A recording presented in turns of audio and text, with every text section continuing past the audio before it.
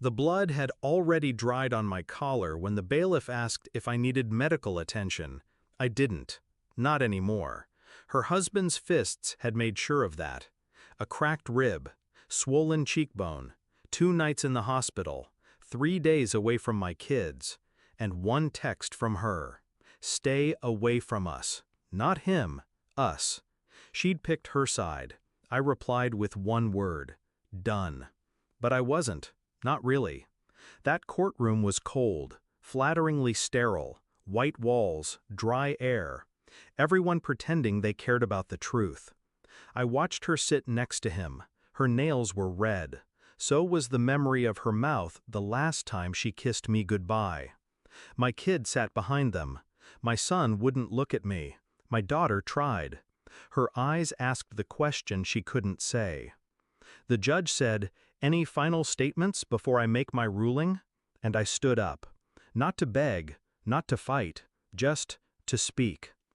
I used to believe betrayal had a sound, a shout, a sob, a slammed door. But hers was quiet. It started on a Sunday. I arrived for pickup, early. He opened the door, shirtless, bruised knuckles.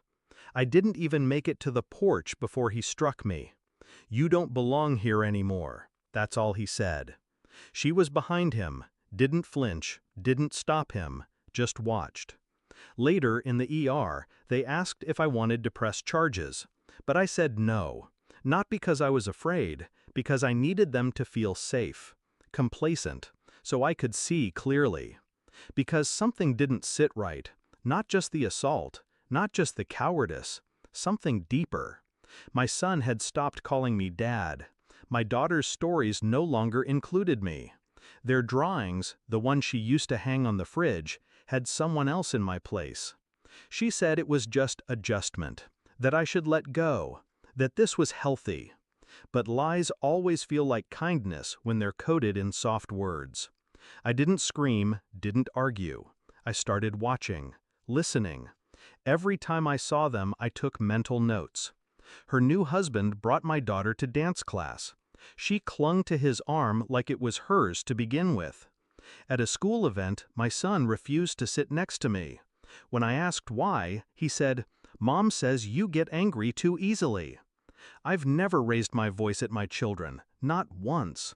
It wasn't about custody anymore, it was erasure. So I started collecting. Text messages, voice memos, photos, dates. I requested their school visitor logs, talked to their teachers, paid for a private investigator, not to tail her, but to speak to my kids' pediatrician, their school counselor, their soccer coach.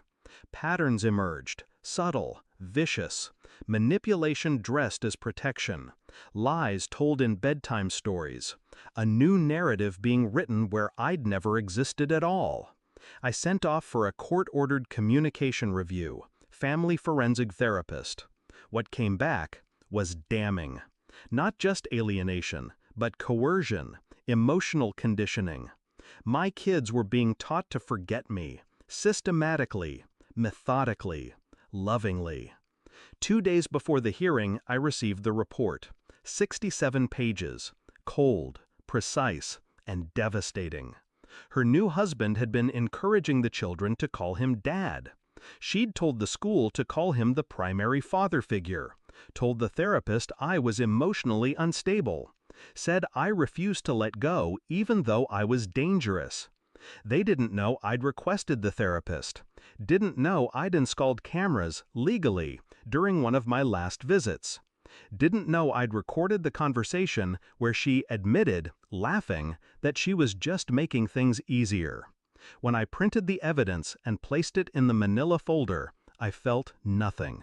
Not rage, not sorrow, just stillness. The kind that settles after the house has burned down.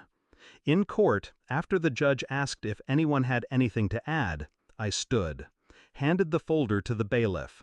Pages 14, 26, and 51, I said. Everything you need is there.